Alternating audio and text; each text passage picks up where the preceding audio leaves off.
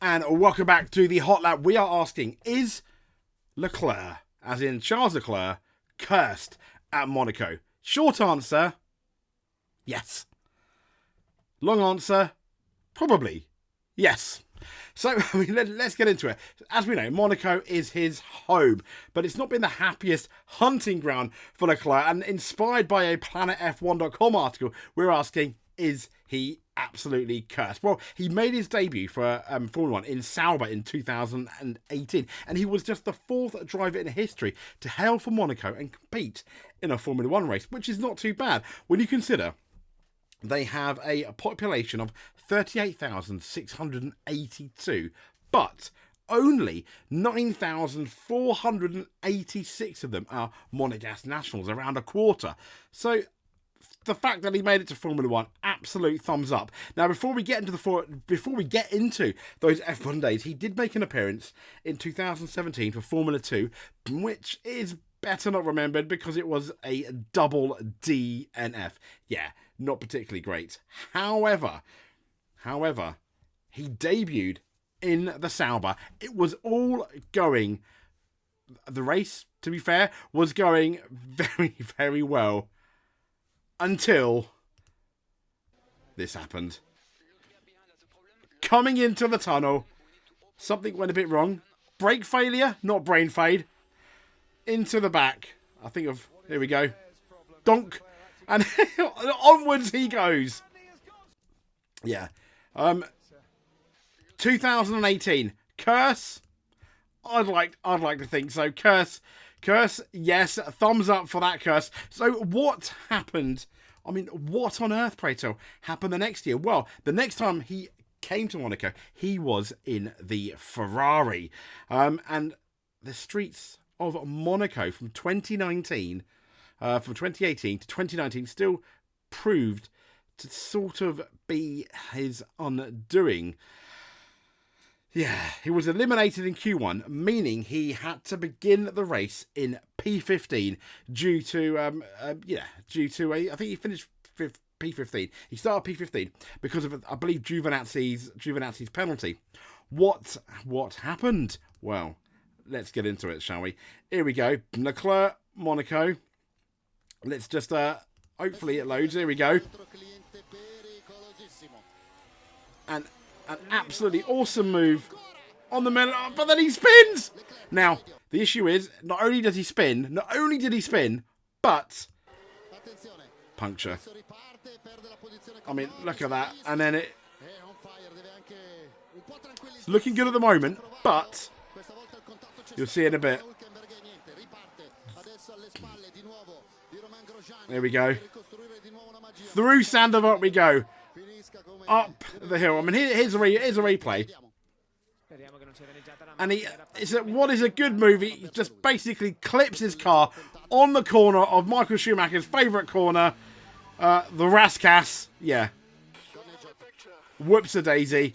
But he radios in, and that ends up giving him a puncture. I mean, look now, he is struggling so much. He is the ultimate Trilly train. Yeah, I really feel for this guy, absolutely. So, what happened next time out? Well, 2020 we had the pandemic. So, from 2019 to no race in 2020 to 2021, picture it, Q1, he already had the pole position, but he wanted so desperately to go faster. And, well, yeah, here we go. Looking good, Leclerc. Looking good. And then, whoops. So, I mean, the funny thing, if I remember, in 2021, he did keep that pole position, and but Ferrari were fairly confident that the car wasn't damaged. But alas, as they took the start for the next day, well, let's just say he didn't take the start. There was something wrong with the car. Is Leclerc cursed? Absolutely, I think he is. Even in 2022, the race where we all thought Leclerc was going to win. He'd qualified absolutely fantastic. But then it was Ferrari's absolutely disastrous pit strategy that completely ruined it. He came in, I mean,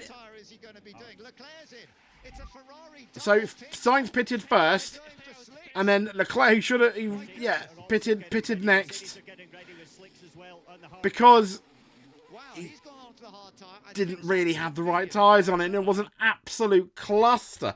It was an absolute cluster for Ferrari there. It wasn't good at all. It was so embarrassing for him. So 2022 was a no-go. 2023, I think he finished, let me think, let's just have a quick look. 2023, I think he finished only about 6th, if I remember. But let's just literally just have a check, because also in 2020, there's something else I want to get into.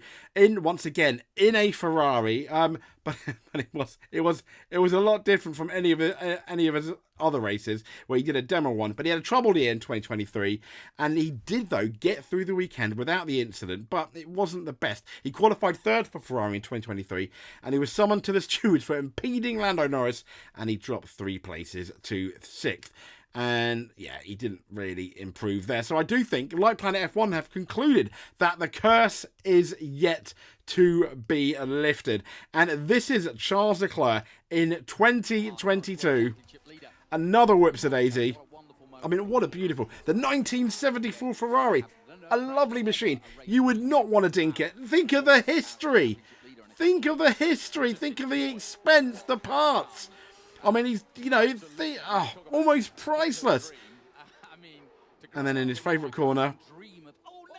Ooh. Yeah. Niki Lauda's 1974 Ferrari, whoops-a-daisy, Charles Leclerc. I mean, oh my gosh. Legend has it he can't get insurance at Monaco. Who's going to insure him? Who is going to insure Charles Leclerc in Monaco? I mean, come on. No one. Surely no one's going to insure Charles Leclerc riding around Monaco, even in his own car. I think he needs a chauffeur. However, going into this weekend's Monaco Grand Prix, well, let's have our fingers crossed for a Ferrari victory. And if it can't be Ferrari, hopefully it's McLaren in that absolutely, we'll show you probably tomorrow, that stunning McLaren Senna tribute car. It looks brilliant. I mean, just Google it. It's on Facebook, it's everywhere. We'll show you tomorrow anyway. It looks amazing.